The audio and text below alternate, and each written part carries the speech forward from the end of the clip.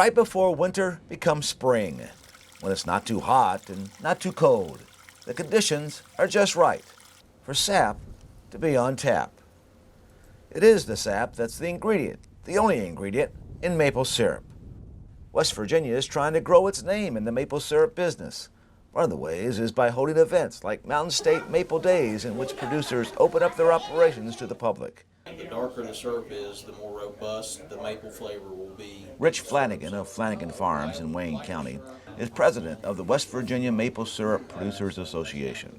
West Virginia, we do produce some of the best syrup in the world, and I believe it's because of our soils. Our soils are unglaciated, so I believe our mineral content and our composition of our soils changes the mineral content of our syrup and gives us more flavorful syrup. And there's a history of maple syrup in the state. There's a lot of sugar creeks, sugar camp runs, Sugar Grove. There's all kinds of towns and names and all these small farms. That's how they made their sugar before the Industrial Revolution in the South. So it makes sense a gathering of maple trees from which the sap comes is called a sugar bush.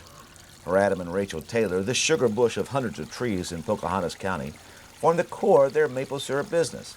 There's just about 200 acres here, but our maple operation is on 20 or less. The trees are connected by what looks like a spider web of tubes.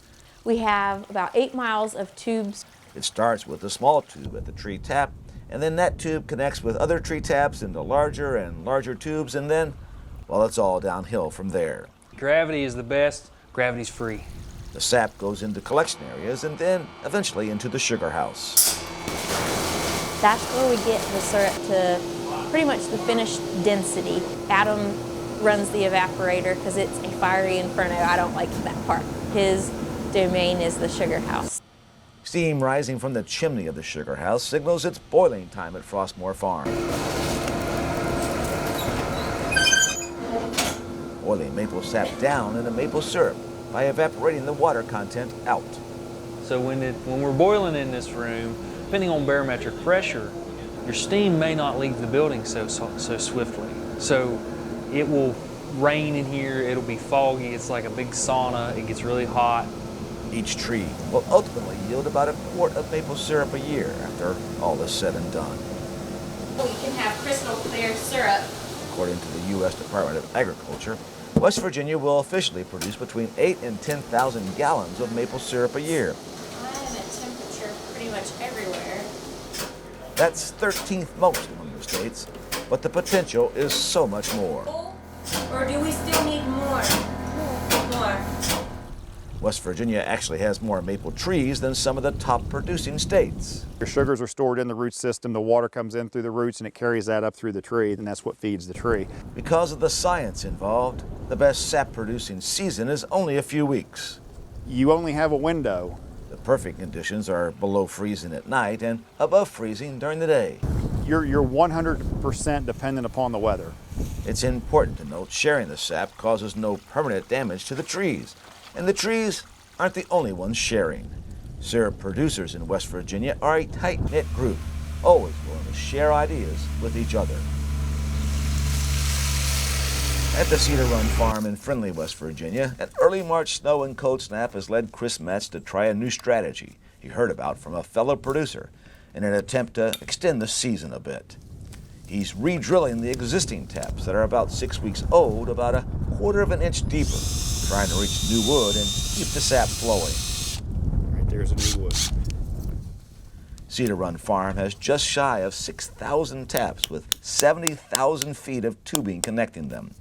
The farm Chris runs with his family helping is an extension of one of his core beliefs. I'm a believer that everything that we look at was created for us to use and be good stewards of. So I believe in that wholeheartedly. Once you hear that solid sound, that means that has seated itself and everything's in good shape. For almost every West Virginia maple syrup producer, the farm is a part-time job that, for the short sap season, occupies far more hours than any full-time position could ever demand. But working with their hands and with nature is its own reward. It's a great office. It's a great thing to do. and great exercise. There's just a lot of benefits to it. It's a good product. It's the first crop of the year in West Virginia that we have. It's a great time to be out in the woods.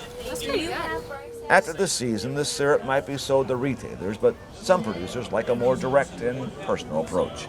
They have roadside stands or take their product to local fairs and festivals, including this one at the state capitol. Whenever you're selling a West Virginia product to a West Virginian, there's just pride on both ends. Maple syrup producing. Not to be sappy, but it sounds like the sweetest job in West Virginia. I'm Ben.